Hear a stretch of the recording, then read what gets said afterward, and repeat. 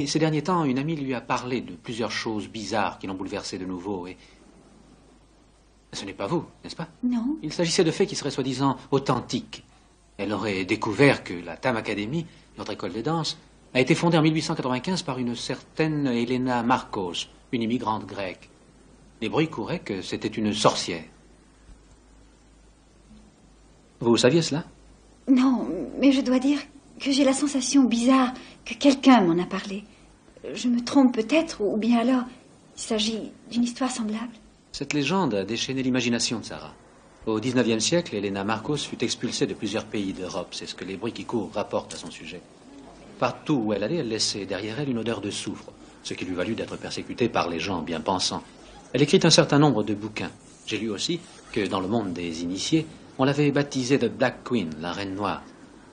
Quand elle vint s'établir ici, d'étranges rumeurs se répandirent à son sujet, car elle parvint mystérieusement à réunir une grosse somme d'argent, et elle fonda la Tam Academy. À sa fondation, ce fut une école de danse et aussi de sciences occultes. Mais cela ne dura pas longtemps, parce qu'en 1905, c'est-à-dire après plus de 10 ans de persécutions de toutes sortes, Elena Markos mourut dans un incendie aux causes mystérieuses. C'est là tout ce que nous savons au sujet de cette histoire de sorcellerie. Ensuite, l'école fut reprise par son élève préféré. L'étude des sciences occultes fut abandonnée, et l'école de ballet devint bientôt la plus fameuse école du monde.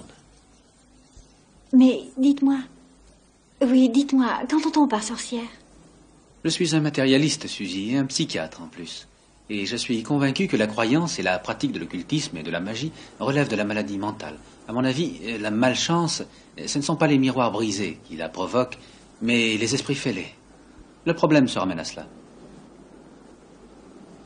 Attendez. Monsieur Milius. C'est le professeur Milius. Il est l'auteur d'un livre intitulé Paranoïa ou magie. Une œuvre capitale en la matière. Oui. Excusez-moi, mais si vous le permettez, je voudrais vous présenter une amie.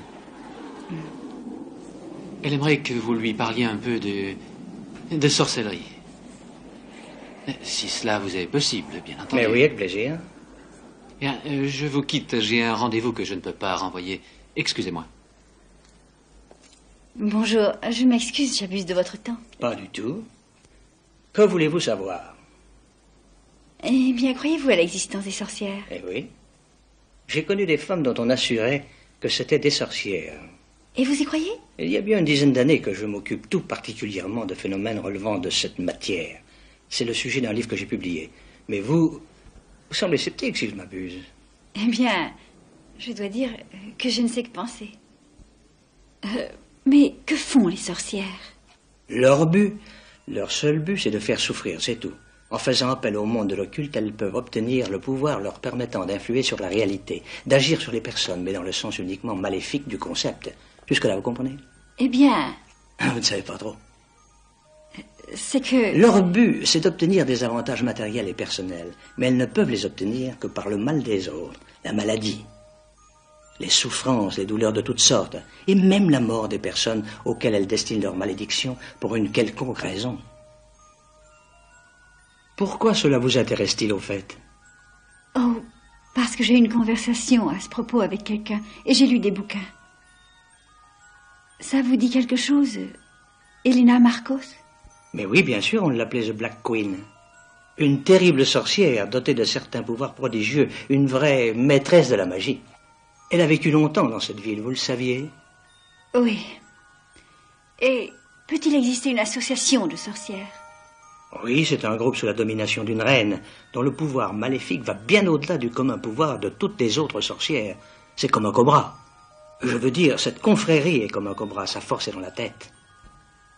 Ce groupe privé de tête est un peu comme un cobra décapité, il ne peut nuire. On peut ne pas ajouter foi à toutes ces choses, ne pas croire à la magie. Seulement moi, je vous dis que la magie, quandam ubique, quandam semper, quandam ab omnibus, creditum est. Ce qui veut dire, la magie est une chose à laquelle on croit, où et quand que ce soit, et qui que l'on soit.